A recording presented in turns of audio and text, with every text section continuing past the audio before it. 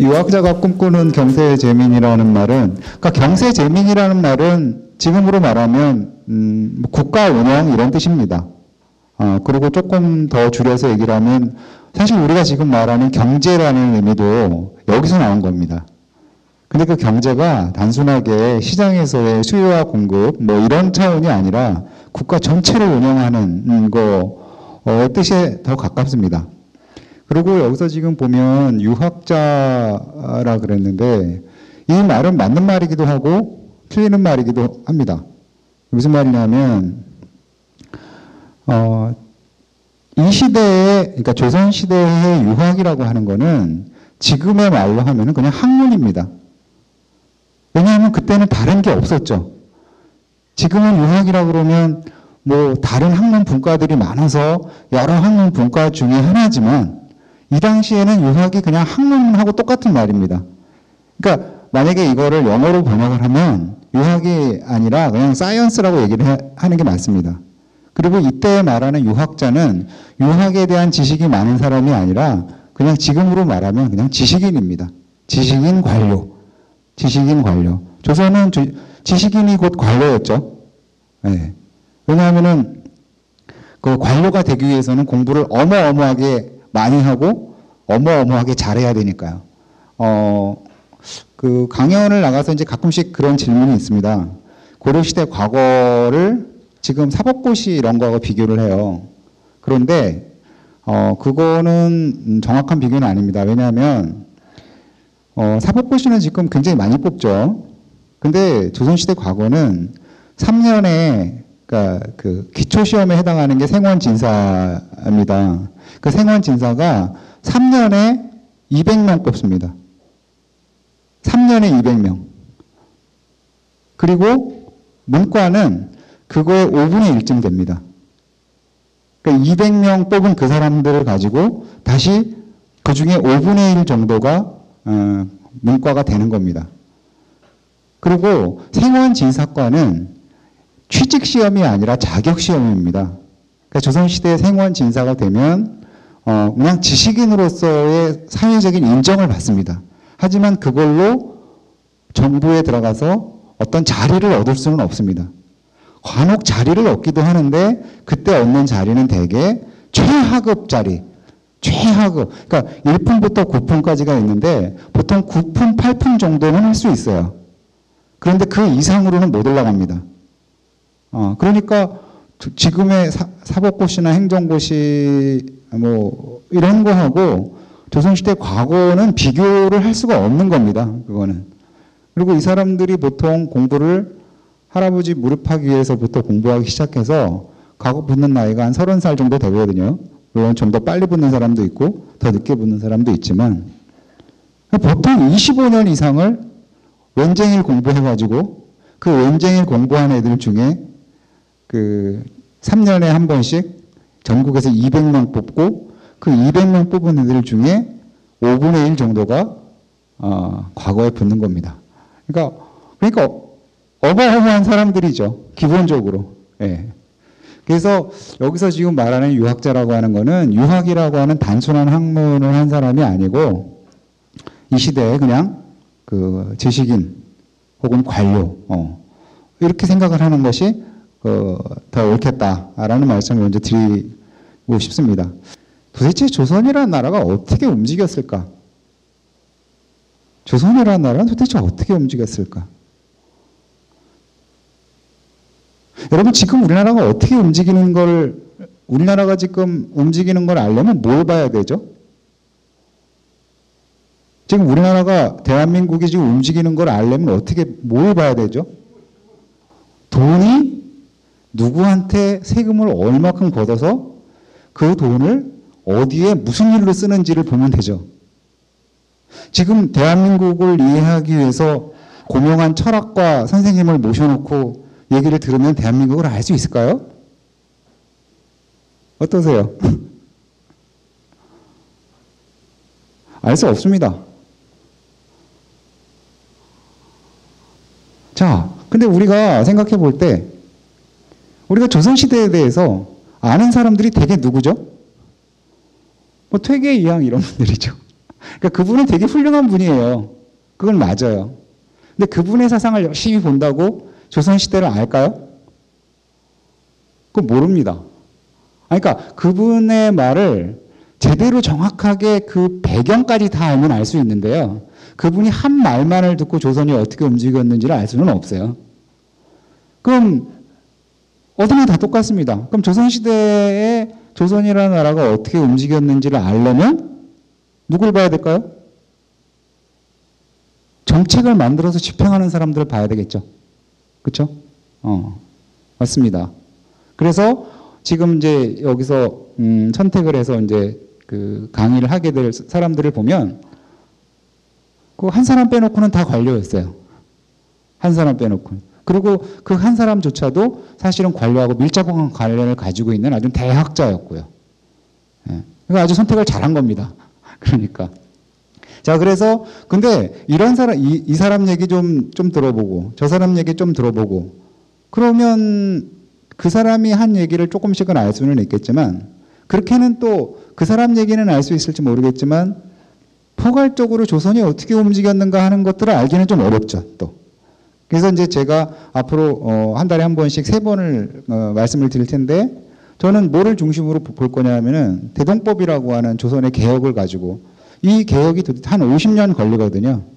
이 개혁이 도대체 어떻게 이 개혁이 만들어졌는가를 보면서 조선이 어떻게 움직여 왔는가 하는 것들을 볼 텐데 여러분 조선시대의 그 대동법이라는 개혁이 얼마나 그 무시무시한 개혁이냐면요. 아주 간단하게 제가 말씀드릴게요. 정부 예산이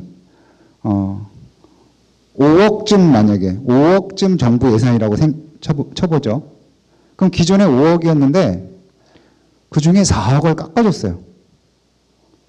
정부가 4억을 깎아주고 1억만을 가지고 운영을 하는데 그 1억을 가지고서도 충분해요.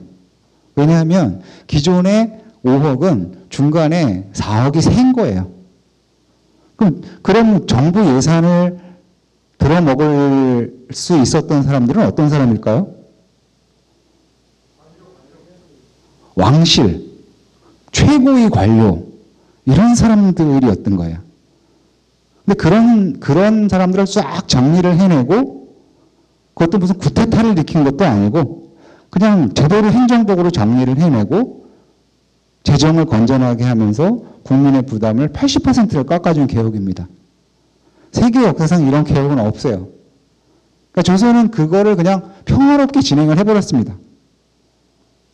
사람들은 잘 몰라요, 이런. 여러분, 흥미로운 게 뭐냐면요. 17세기에, 대동법이 17세기에 성립이 되는데, 17세기에 조선을 중심으로 해서 그 주변 나라들이 왕조가 다 바뀌었습니다. 러시아도 바뀌고, 중국도 명나라에서 청나라로 바뀌고, 또 일본도 막부 정권이 들어서고, 그런데 이 나라들이 러시아는 아니지만 중국, 일본, 한국이 한반도에서 7년간이나 싸운 전쟁이 임진왜란이죠. 정작 전쟁으로 나라는 아주 박살이 났는데 조선은 안 망했는데 중국하고 일본은 정권이 바뀌어버렸어요. 도대체 이걸 어떻게 설명을 해야 되느냐는 거죠. 이거는 나라를 개혁을 통해서 바꿔버린 겁니다. 아예. 조선은 내부 개혁을 진행을 한 거예요. 그래서 심지어는 대동법이 성립이 되고 난 다음에 한 20년쯤 있다가 경신대기근이라고 조선시대에서 유명한 기근이 들었습니다. 1681년인가 2년인가 그러니까 이태에 걸쳐서 당시 조선의 인구가 1000만쯤 됐는데 그중에 100만 명이 죽었어요. 100만 명이 죽었어요. 근데 그때 죽었을 때 보통 그런 큰일이 일어나면 어떻게 되죠? 정권이 바뀌죠. 근데 그때 백성들이 무슨 얘기를 했냐면 대동법 개혁이 아니었으면 우리는 다 죽었다 이런 얘기를 했어요. 그러니까 그 어마어마한 재난이 왔는데 정부가 신뢰를 받은 거예요. 그 신뢰의 근거가 뭐예요? 이런 어마어마한 개혁을 추진을 했기 때문에 그렇습니다. 그러니까 단지 백성들은 자기가 고생을 한다고 해서 정권을 바꾸지는 않아요. 믿을만 하면 안 바꾸는 거죠. 믿을만 하면. 예. 그 개혁이 바로 뭐냐? 그게 이제 대동법입니다. 이는 49살 되는 해에 1월 달에 죽었는데 이 사람은 실제적으로는 47년밖에 못 살았어요. 12월에 태어나서 1월에 죽었거든요. 그래서 나이로는 49인데 실제로는 47 플러스 한두 달 더 산 사람입니다. 근데 이 사람은 관료도 그렇게 오래 하지 않았어요. 관료를 딱 20년 했습니다. 29살에 문과에 붙어가지고 49살에 죽었어요. 근데 이 양반이 딱 죽고 나니까 그 제자인 이귀라는 사람이 상소를 올렸는데 상소를 올렸던 이유가 뭐냐면 이는 당쟁이 아주 치열한 과정에서 확 죽어버렸기 때문에 죽고 나서 반대파의 그 비방이 너무너무 심각했어요. 그러니까 그 비방을 한 2, 3년 듣고 있다가 제자들이 참다 못해가지고 제자 이귀라는 제자가 상소를 올렸는데 그 상소의 말미에 뭐라고 써있냐면 우리 스승 이인은 하늘이 낸 자질을 가지고도 평생에 가지고 있었던 포부를 하나도 실현을 못했다 이렇게 얘기를 했어요. 말이 되게 재밌죠. 하늘이 낸 재주를 갖고 있는 사람인데 평생에 가지고 있었던 포부를 하나도 실현을 못했다는 거예요. 근데 너무 웃긴 거는 뭐냐면 이 이후에 조선의 모든 지식인들은 이 일을 존경했어요. 하나도 이뤄낸 게 없는데 존경했어요. 실제로 우리나라 지금 보면은 우리나라 전통 인물 중에 제일 출세한 인물들이 결국 어디에 있는 사람들이에요? 돈에 있는 사람들이죠. 그렇죠? 그 엄청나게 많은 사람들 중에 결국은 제일 유명한 사람은 돈에 있는 사람이잖아요. 근데 돈에만 있는 게 아니에요. 돈에만 있는 게 아니고 광화문 근처에 돈에 나오는 사람들이 다 나와요. 그렇죠? 신사임당 빼고요. 세종대왕이 있죠? 그 옆에 보면 퇴계로 있죠? 그 경복궁을 이렇게 지나가는 길 있잖아요. 경복궁 지나서 창경궁 가는 그 길 이름이 율곡로입니다. 그러니까 그리고 이쪽 가면 다산로도 있고, 다산로 나중에 이제 하겠지만. 그러니까 이게 무슨 얘기냐면 도대체 오늘날 우리가 이 일을 기르고 있는데 도대체 이게 뭐를 기르느냐는 거예요. 한 게 없는데.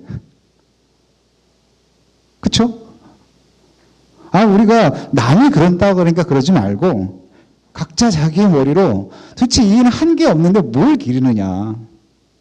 이게 이제 제가 첫 번째로 드리고 싶은 말씀인데 여러분 기르는다라고 하는 거는 그 사람이 가지고 있는 가치를 지금 인정한다는 거죠. 그렇죠? 그 사람의 가치를 지금 우리가 인정한다는 겁니다. 그럼 뭘 인정하느냐? 자, 이제 그거를 머릿속에 넣으시고 자, 이 시대를 먼저 좀 살펴볼 필요가 있어요. 이는 1536년에 태어났어요. 1536년에. 연이은 사화의 끝자락에 태어났습니다. 근데 이 사화는 여러분도 이제 잘 아시겠지만 연산군 때 2번 일어나고 그 다음에 중종 임금 때 2번 일어났는데 여러분 사화는 사건이지만 같은 사건이 계속 일어나면 이건 뭐죠? 이건 시대입니다. 한 번 일어나고 지나가면 사건이죠.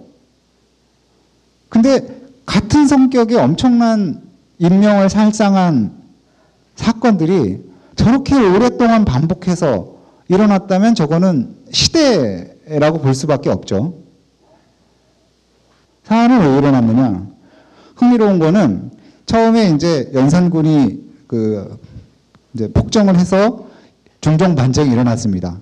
그러니까 중종 정권은 쿠데타 정권이죠. 그렇죠? 중종 정권은 쿠데타 정권이에요. 그러니까 쿠데타 정권은 당연히 뭐라고 얘기했을까요? 연산군이 황혼무도하여 주색에 빠져서 사치하고 낭비하고 그렇게 얘기를 했어요. 그리고 그 결과 국가 재정이 거덜이 나고 살기가 어려워졌다. 그래서 실제로 중종 임금은 술도 잘 안 먹고 파티도 잘 안 했습니다. 공부도 열심히 하고. 문제는 국가 재정이 계속 어려워요. 그 말은 중종 정권이 연산군에 대해서 비판했던 비판의 원인이 잘 된 거예요? 못 된 거예요? 연산군이 똑바로 했으면 그런 일이 안 일어났을 텐데 중종임금은 똑바로 했어요, 개인적으로. 그런데 국가의 경제가 어렵고 민생이 어려운 건 똑같았어요. 그리고 부패가 많은 것도 똑같고. 그러면 연산군이 잘못한 것도 원인이지만 그 원인이 연산군이 주로 일으킨 건 아니라고 봐야 되는 거죠. 중종 때도 상화가 한 번 일어나고 끝나자마자 한 번 일어납니다. 중종이 끝나자마자. 자, 왜 그러냐면 다 각설하고 왜 그러냐면 역사적인 관점에서 여러분 옛날이나 지금이나 마찬가지인데요. 지금 우리 시대가 생각하는 우리 시대의 문제는 우리 시대에 잘 안 보이는 경우가 많아요. 오히려 20년, 30년, 40년 지나서 그 시대 사람들이 다 이제 없어지고 뒷시대 사람들의 눈으로 봤을 때 오히려 더 잘 보이는 경우가 많습니다. 오히려. 그런데 그 뒷시대의 눈으로 보니까 이 시대에 왜 사화가 일어났느냐 하면 결국은 조선이 건국되고 조선을 만든 공이 큰 사람들이 있었어요. 주로 세종, 세조 때. 이 사람들이 기득권 세력화된 거예요. 기득권 세력. 근데 조선은 교육을 또 어떻게 시켰냐 하면 올곧게 크는 선비들을 기르기 위해서 노력했어요. 올곧게 크는 선비들을 기르려고 노력을 한 거예요. 문제는 뭐냐면 그렇게 큰 선비들은 올곧게 컸는데 그렇게 키운 사람들이 한 행동은 올곧지가 않은 거예요.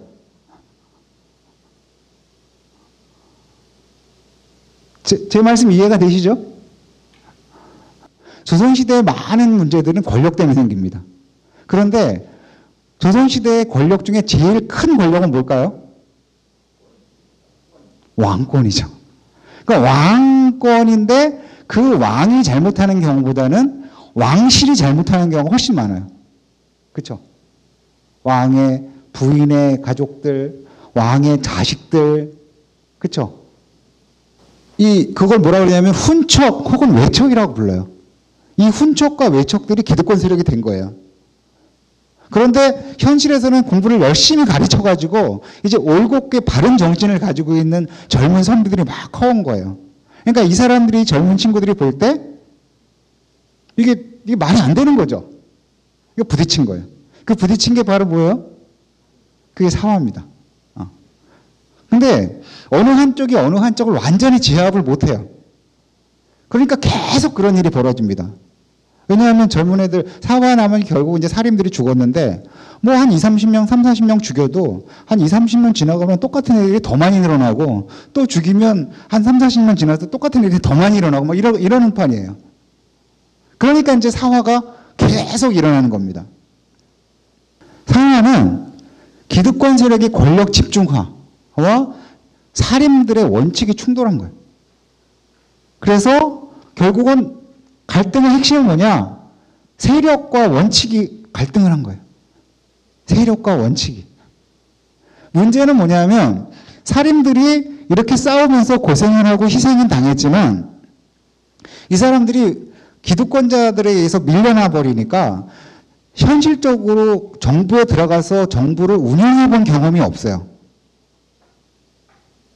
실무를 모르고 원칙만 알면 어떻게 되죠? 관념적이 돼요. 정치를 매우 윤리적으로만 봐요. 그렇죠? 실무를 알아야 이때는 요령도 필요하고 그리고 이게 내 개인적인 게 아니라 이렇게 하는 게 더 일이 편한 거고 이걸 아는데 그건 일을 해야 아는 겁니다. 근데 그런 경험을 얻을 수가 없었어요. 그러다 보니까 이 사람들은 정치에 대해서 지나치게 윤리적이거나 도덕적이 돼버린 겁니다. 살인들이. 살인의 늙은 대빵이 누구냐 하면 퇴계 이황이고 젊은 대빵이 누구냐 하면은 일곡이입니다. 이 두 사람은 36살 나이 차이가 있습니다. 이황은 1501년에 태어나서 1570년에 죽었고 이는 1536년에 태어나서 1584년에 죽었습니다. 그런데 불과 나이 차이가 36년밖에 차이가 안 나지만 이 두 사람은 살아온 경험이 완전히 달랐어요. 왜 다르냐면 이황은 평생을 사화의 시대에 살았어요. 최초의 사화가 1498년에 일어났거든요. 이황은 1501년에 태어났어요. 그리고 더군다나 이황은 자기 그 7 형제 중에 문과에 붙은 사람이 이황이 막내거든요. 이황하고 둘째 형이 이해라는 사람이 문과에 붙었어요. 그 이해는 명종 즉위년에 그 사화 때문에 귀양가다가 죽어요. 그러니까 이황은 형이 같이 문과에 붙은 형이 사화 때문에 죽은 사람이에요.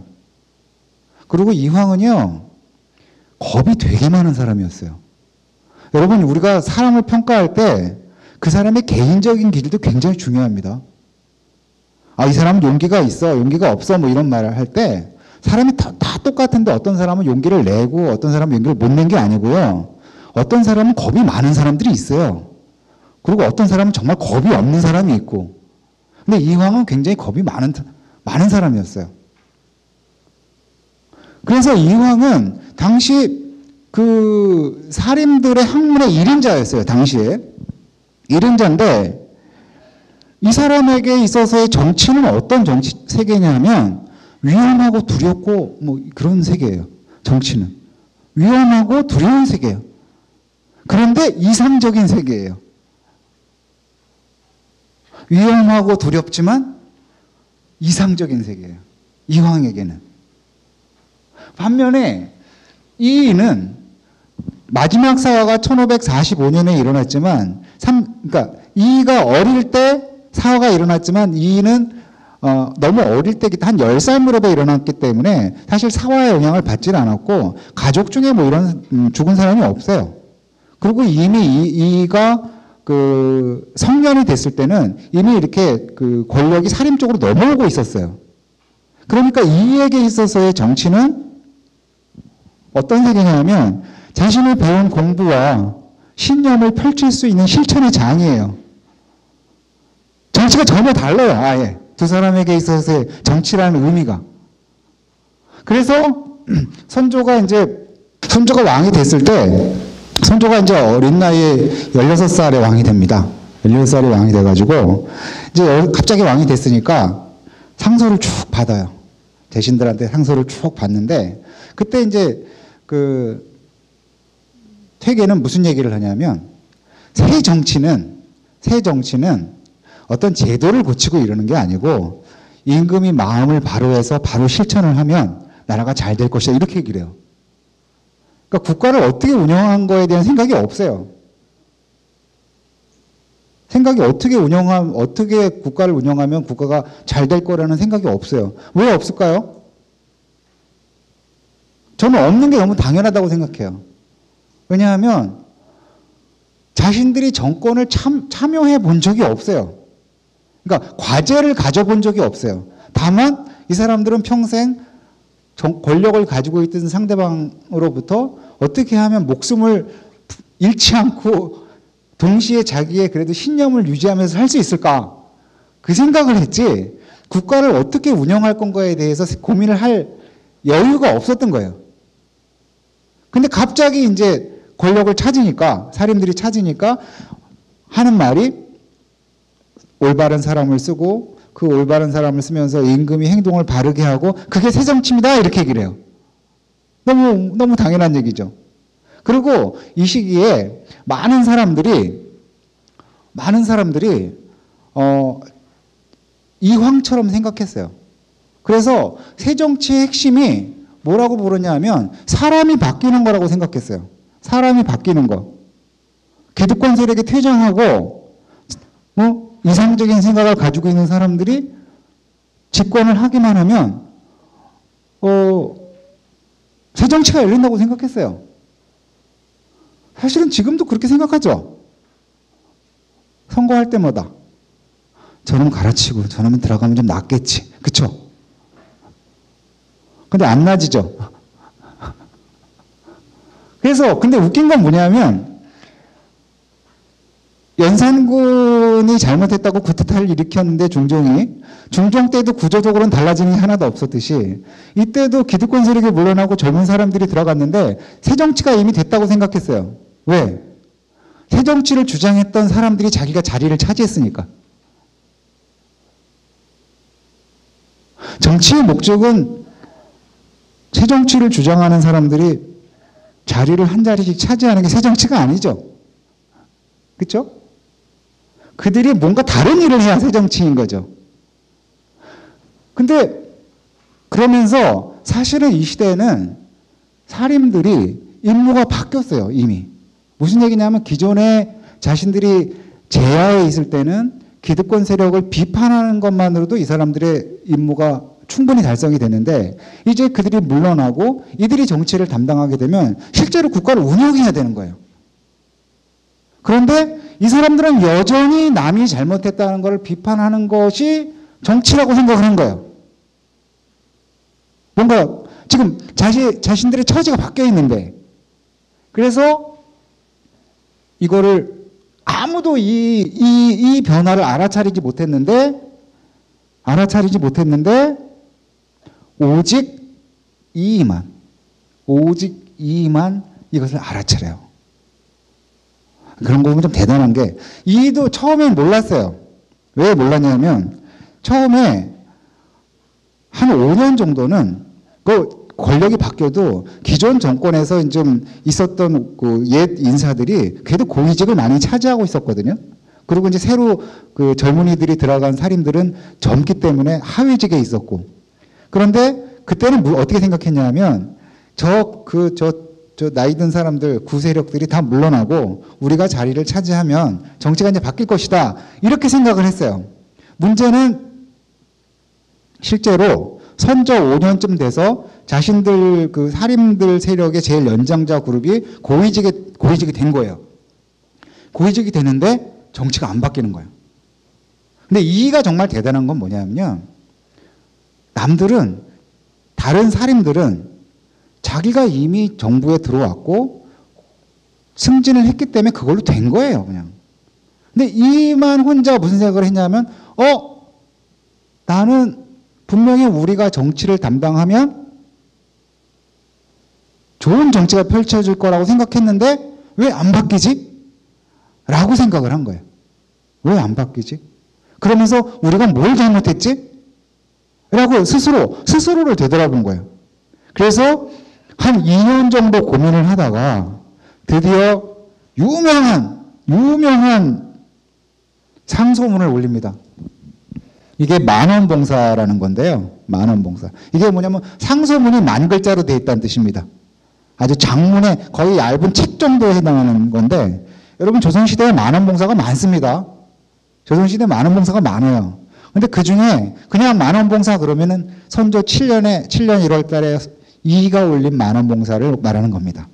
이 만원봉사의 첫 마디가 완전히 이황의 세계 속에서 이황의 눈으로 세상을 바라보다가 이제 그 알껍질을 깨고 나온 선언에 해당합니다. 뭐라고 얘기를 하냐면 아까 제가 그런 말씀을 드렸죠? 이때 이황도 상소를 올려요. 근데 뭐라 그랬냐면 사람들의 마음을 바로잡는 게 새정치다 이렇게 그래요. 그리고 뭐라 그러냐면 임금이 몸소 행하고 마음으로 얻은 성과에 뿌리를 두고 백성들에게 날마다 살면서 지키라고 가르치는 떳떳한 일을 행하는 게 근본이다. 이렇게 얘기를 해요. 이왕은. 그리고 마지막에 법률과 제도의 자치를 쫓고 문물의 거취를 따라 옛것을 본받아 지금 것을 버리려고 지금 것을 바꾸려고 모방하고 비교하는 것은 말단이다. 개혁하는 것은 말단의 정책이다 이런 말이에요. 개혁하는 건. 그런데 이는 뭐라 그러냐면 이게 그 긴 책의 제일 첫 문장입니다. 시는 삼과 아래입니다. 정치는 시의를 아는 것이 귀하고 시의 지금 마땅히 추구해야 될 가치가 뭐냐? 우리 시의 적절하다고 할 때 있죠. 시의를 아는 게 귀하고 일을 했으면 성과가 있어야 됩니다. 실공을 힘쓰는 것이 중요합니다. 정치를 하면서 시의도 모르고 일을 당해서 실공을 힘쓰지 않으면 비록 성공과 현실이 서로 만난다고 해도 치적이 이루어지지 않을 것입니다. 이 말은 무슨 얘기죠? 방향과 성과가 없으면, 방향이 적절하지 않고 성과가 없으면 아무리 훌륭한 임금과 신하가 있어도 결과가 없다는 얘기입니다. 이거는 그 시대 모든 사람들이 주장했던 믿음을 완전히 깨버린 거예요. 정치는 뭐라 그랬죠? 사람을 바꾸면 된다 그랬죠? 근데 이유는 뭐라 그랬니? 무슨 얘기를 했어요? 사람의 문제가 아니고 방향과 성과의 문제다. 그래서 비로소 정치를 사람에서 과제를 확 바꿔버린 겁니다. 경세라는 말이 나오죠, 여기. 경세는 무슨 얘기예요? 국가를 운영하는 방법이란 뜻이죠. 아니, 만약에 국가를 운영하는 게 그냥 제대로 된 사람한테 맡기면 돼 라면 국가를 운영하는 방법을 고민할 필요가 있어요? 사람을 선택하는 게 제일 중요한 방법이, 이게 사람이 제일 중요하다 그러면 뭐예요? 사람을 선택하는 게 제일 중요한 거죠. 근데 지금 이 얘기는 무슨 얘기예요? 사람 얘기가 아니고 방법과 성과의 문제라는 얘기예요. 그러니까 비로소 국가 운영에 관한 고민을 하기 시작한 겁니다. 이게 조선 후기에 나오는 수많은 경세론의 첫 문장이에요. 이게 훌륭하죠? 훌륭합니다. 이건. 아니, 여러분 생각을 해보세요. 그 엄청난 이름의 이황이 말하지 않고 그 옆에 수많은 사람들이 믿고 있는 것을 그냥 완전히 아니야, 그거 아니야 이렇게 얘기하는 거잖아요. 얘기가. 그리고 조선 후기의 관료와 지식인들은 이 선언 이후에 이 선언을 따라간 겁니다. 그런데 이 시기에 만원봉사를 발표한 후에 반응이 뜨뜻미지근해요. 반응이 뜨뜻미지근해요.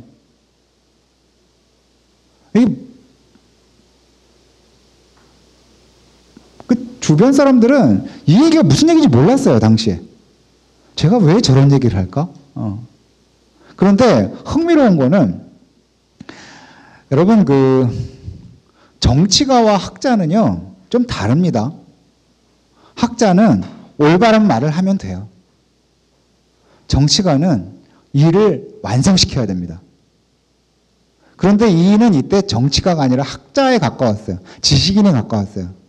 그러니까 일이 안 되면 만약에 정치가라면 어떻게 해야 되죠? 자기 의견을 밀어줄 수 있는 사람을 막 찾아서 연관을 맺고 야 너도 좀 상소를 올려, 너도 상소를 올려 이렇게 하는 게 정치가입니다. 근데 이 사람은 쭉 내놓고 난 다음에 사람들이 반응이 뜨뜻미지근하니까 에이 뭐 안 되는 모양이네. 그리고 내려와 버려요. 내려와 버려요. 이 사람은 이 당시에 아주 이런 훌륭한 말을 해놓고 사실은 본인이 정치가가 아니라 학자였던 거예요. 지식인이었던 거예요. 그리고 이제 내려온 즈음에 드디어 본격적으로 동인과 서인의 분당이 시작이 됩니다. 그런데 여러분, 이 분당은 너무나 당연해요. 왜냐하면 여기 모였던 애들은 어떤 애들이죠? 정치를 윤리로 보는 애들이죠. 여러분, 싸움은 어떨 때 일어나냐면요. 구체적으로 해결해야 될 문제가 있을 때는 싸움이 잘 안 일어나요. 그런데 원칙을 가지고 얘기할 땐 싸움이 일어나요. 왜냐하면 누가 말이 맞다 틀리다를 판단을 할 수가 없기 때문에 그래요. 지금은 그걸 한 방에 해결하는 게 있죠. 지금은 한 방에 해결하는 게 있어요. 뭐죠? 선고하잖아요.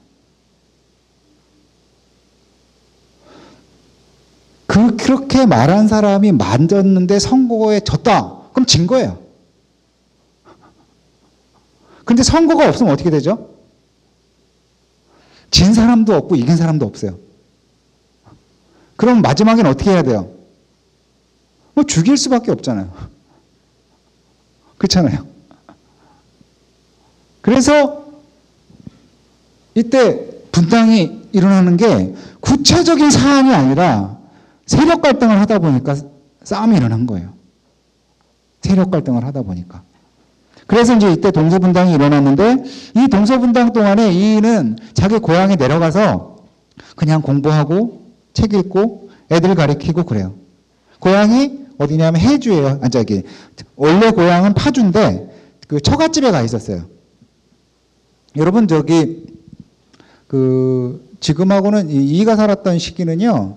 결혼을 하면 남자가 아내 집에 갔을 때입니다. 그러니까 장가를 갔을 때예요. 장가라고 하는 거는 장인 장모 집이 장가예요. 그리고 시어머니 시아버지 집이 시집이고, 그래서 조선 전기에는 장가를 갔습니다. 지금 우리는 뭐 시집 장가를 그냥 다 결혼한다는 뜻으로 쓰이는데 시집 장가는 전혀 다른 얘기예요. 이 때는 장가를 갔어요. 그 장가가 어디냐면 장인 장모 집이 해주입니다. 해주에 가서 이제 공부하고 책 읽고 이러고 있었는데 중앙에서 너무 정치 싸움이 심하니까 나중에 이제 선조가 한 5년쯤 있다 불러요. 돌아와라. 그래서 이제 안 돌아간다고 몇 차례 얘기를 하다가 결국은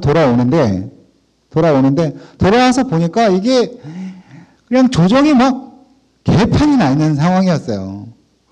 막 동서가 막 나눠가지고, 그리고 이제 세력으로 보면 한 90%는 동인이고 한 10%가 서인이었어요. 90%는 동인이고 10%가 서인인데 이래서는 안 된다. 우리는 원래 다 사림이었지 동인이고 서인이 어딨냐. 이렇게 얘기를 했던 거예요. 그래서 이 사람은 두 가지를 얘기를 했어요. 하나는 목표로서의 개혁을 얘기하고, 목표로서 우리가 지금 해야 될 거는 이해는 표현을 이렇게 해요. 지금 조선의 형편이라는 게 나라가 건국되고 200년이 됐기 때문에 200년이 지나고 나서 보니까 이 큰 집이 기와가 깨지고 석가래가 썩어서 비가 오면은 비가 스며들고 기둥도 썩어서 지금 곧 집이 쓰러질 지경이다. 지금 이거를 하루빨리 깨진 기와는 고치고 썩은 데는 도려내서 새로 대고 지금 이렇게 해야지, 이렇게 하다가 나라 망한다. 이런 이제 주장을 하면서 개혁을 주장을 했는데, 근데 개혁을 하려면 이제 그걸 추진해야 되는 세력이 있었는데 동인하고 서인하고 너무 심하게 싸우니까 이게 추진이 안 돼요.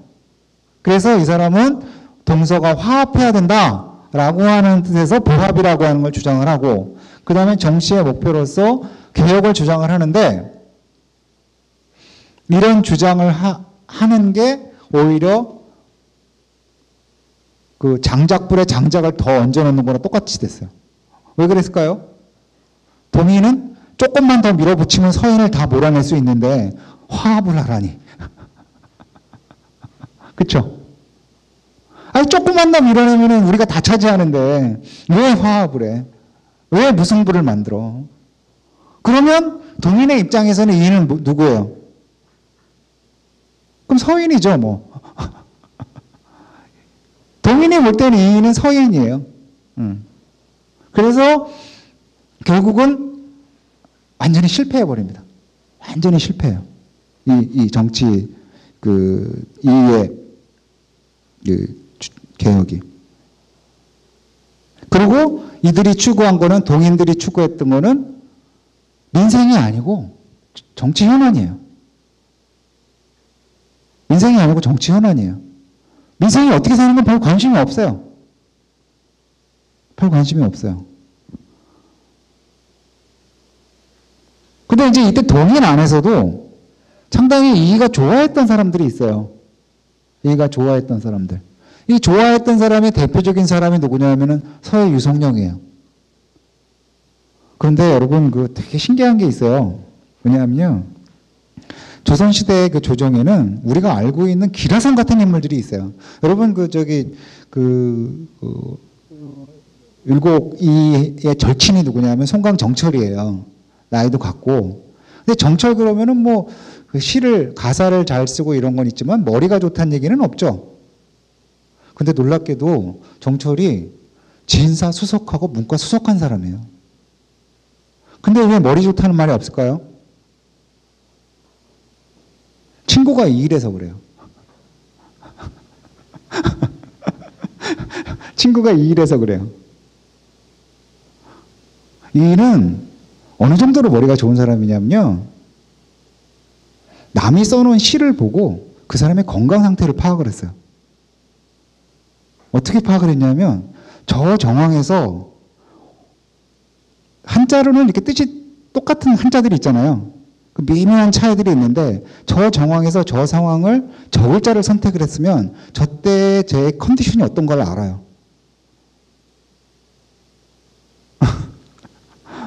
머리가 너무너무 좋은 사람이에요.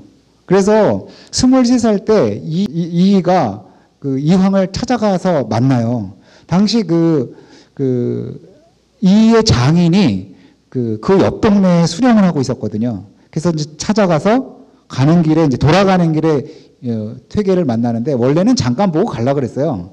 근데 가려고 하는데 비가 막 와가지고 이틀인가 3일인가를 묵어요. 그러면서 이제 서로 시를 다 짓고 이제 이러니까 그때 그 기라성 같은 퇴계의 제자들이 이제 이가 가고 나니까 사람이 그 명성이 대단하더니 별 볼 일은 없는데 시는 괜찮네요. 뭐 그러니까 이황이 딱 한마디 그래요.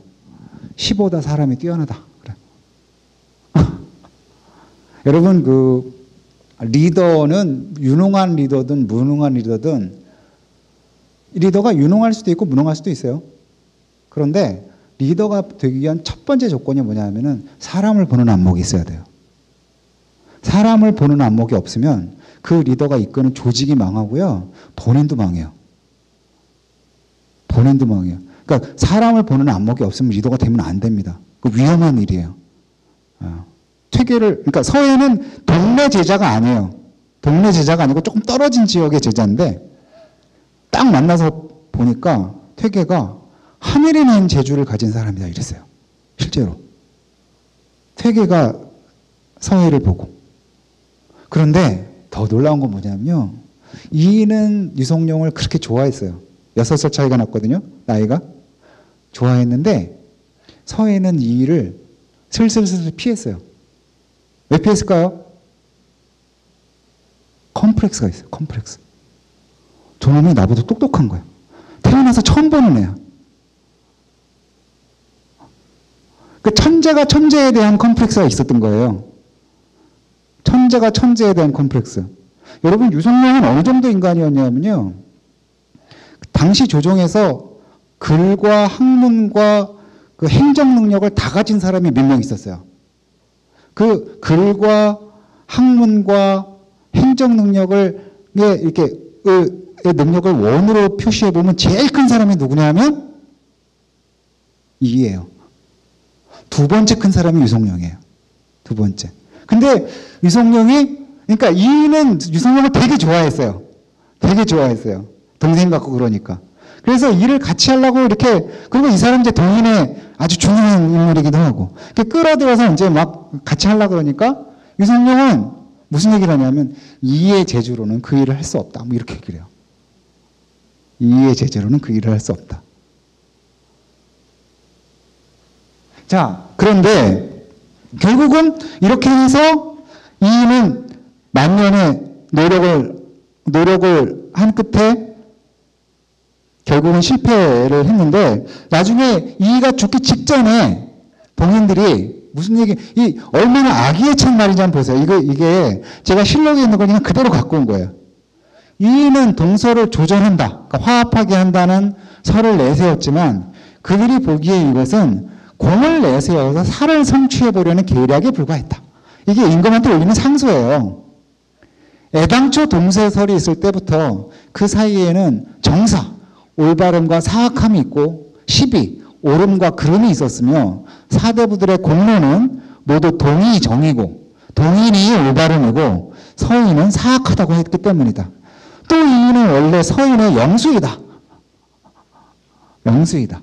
그 이인은 그 성원과 다름이 없고 그 성원은 이거는 이제 좀 진하죠.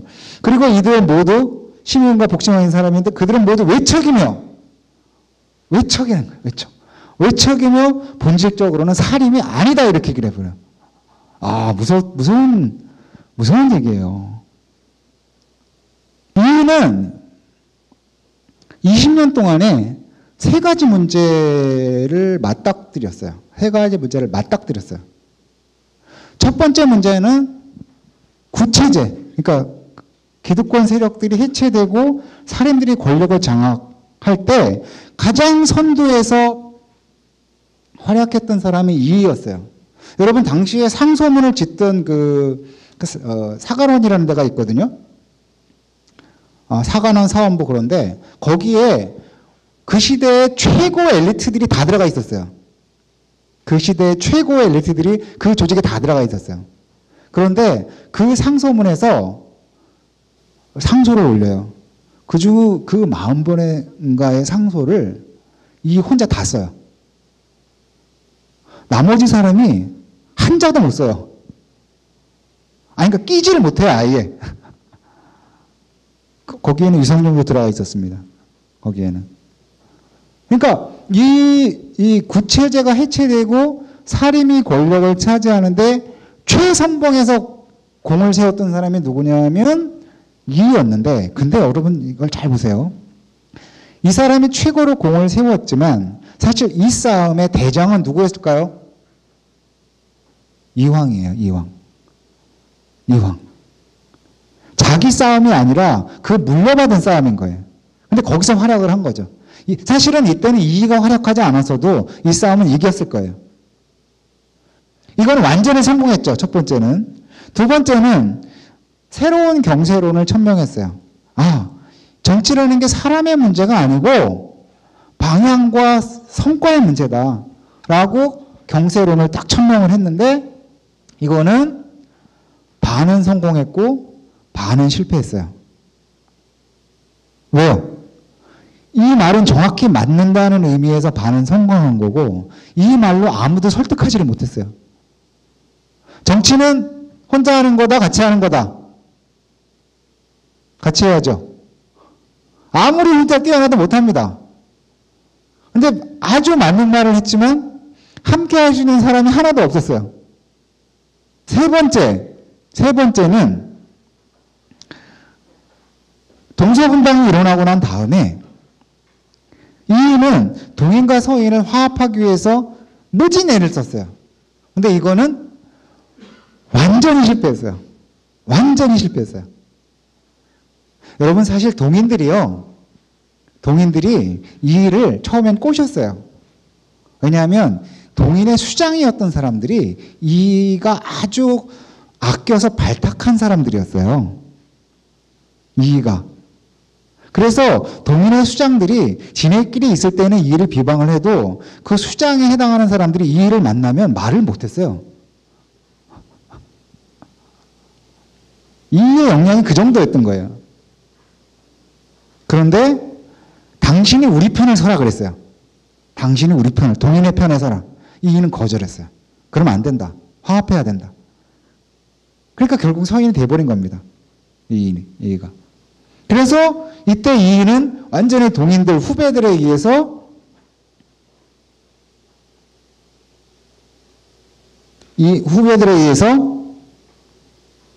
파문이 됐죠.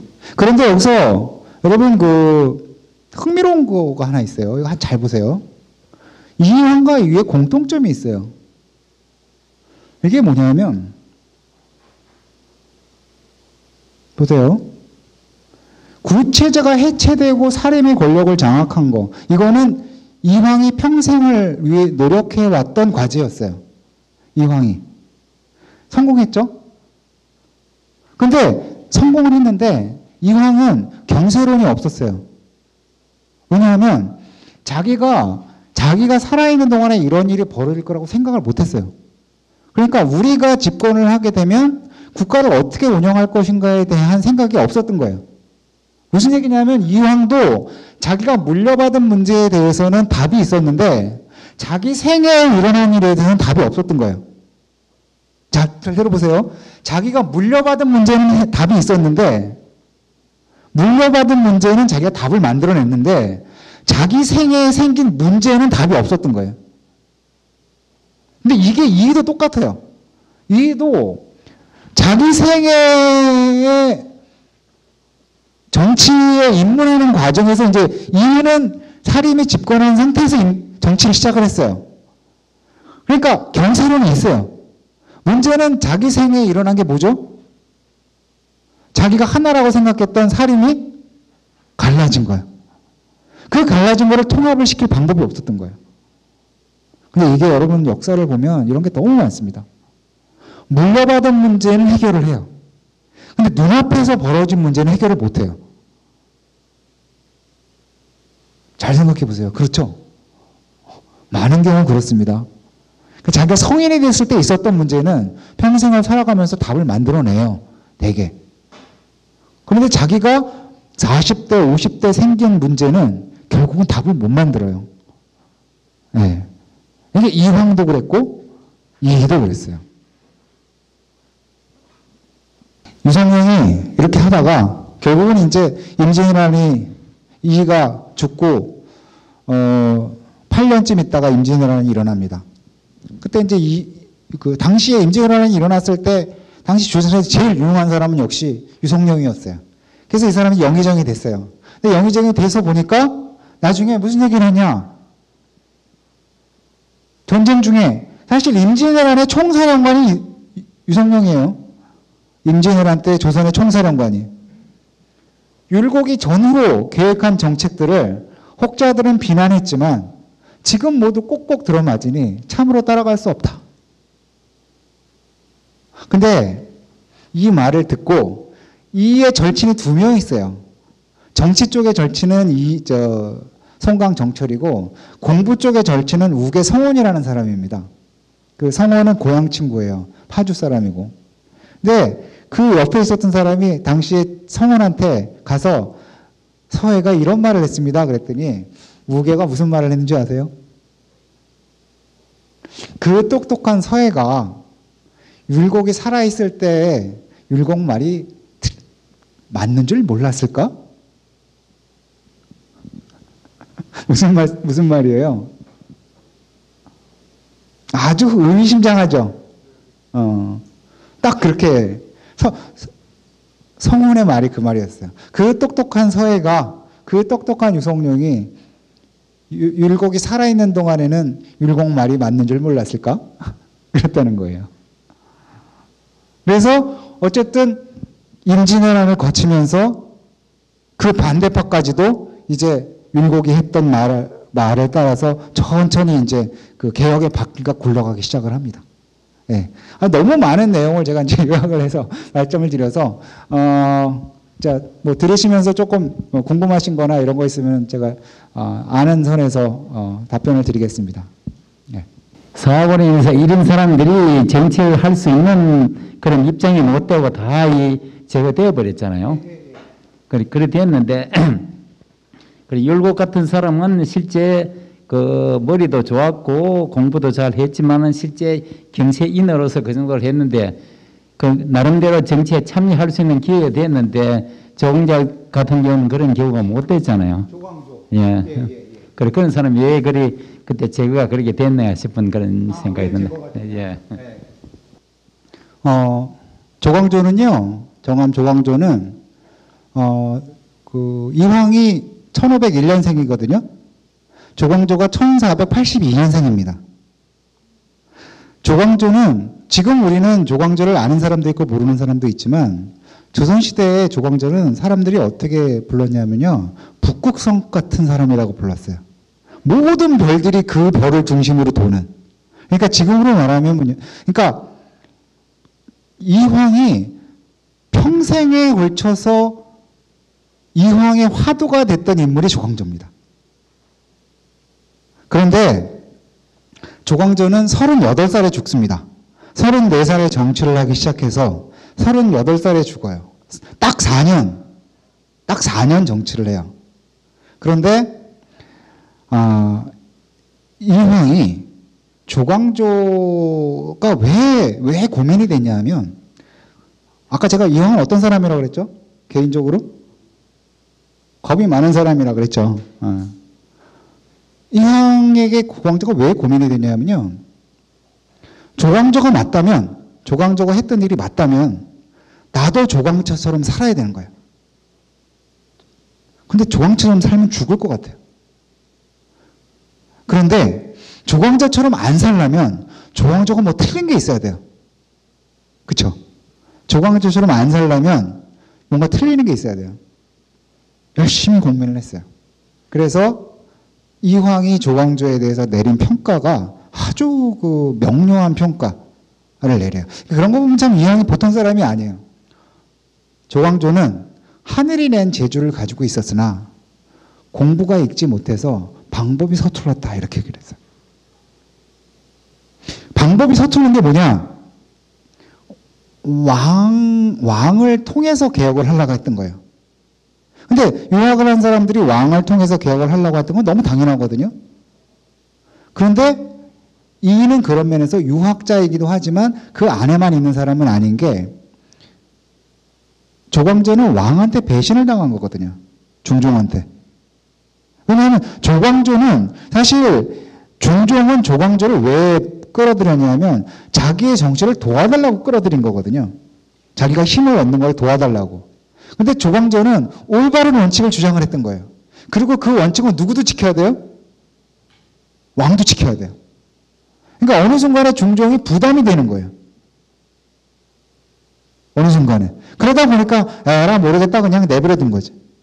그 왕이 그렇게 올바른 말을 하는 사람이 왕이 지켜줘도 간신히 살아남을까 말까 하는데 그냥 내비두면 어떻게 되겠어요? 그냥 바로 죽지. 그래서 이황은 어떤 생각을 했냐면 도대체 왕이 배신을 하지 못하게 하는 방법이 뭘까를 고민했어요. 그 고민이 뭘까요? 집이 부유한 똘똘한 애들을 공부시키는 겁니다. 굳이 취직 안 해도 되는 애들. 그 아이들을 모아서 공부시킨 조직이 뭐죠? 그게 서원입니다. 조선에서 서원이 어떻게 시작됐냐면 이황이 시작한 거예요. 처음에 서원이라는 걸 만든 거는 주세붕이라는 사람인데 그 주세붕이라는 사람이 만든 서원을 완전히 뜯어 고쳐가지고 이황은 자기가 죽기 전까지 서원을 10개쯤 만들어요. 그 서원의 목적은 뭐냐면 취직 안 해도 되는 정의롭고 똑똑한 애들을 길리는 거예요. 그래서 퇴계가 그렇게 제자가 많은 겁니다. 그리고 그렇게 제자가 많으니까 본인이 유명해진 거고요. 예. 그래서 이제 조광조 말씀을 하셨는데 사실은 조광조는 그 사림들의 정치 세력화를 제일 먼저 주장했던 사람인데 사실은 조광조는 정치를 아는 사람이 아니었어요. 이황 말대로. 방법이 없어요. 그리고 무조건 임금을 윽박질러가지고 임금이 하게 하려고. 그러다가 결국은 진 겁니다. 임금한테. 그리고 그 말을 퇴계는 뭐라고 얘기를 했냐면 천품은 훌륭하나 자질은 훌륭하나 학문이 읽지 못해서 서툴렀다. 이렇게 표현을 했습니다. 그러니까 그렇게 보면은 이황은 조광조라는 단계를 딛고 계단을 딛고 올라온 사람인 거죠. 그건 맞습니다. 예. 그리고 아마 조광조는 그때 성공하지 못했을 가능성이 많아요. 중종이 내비뒀더라도. 예.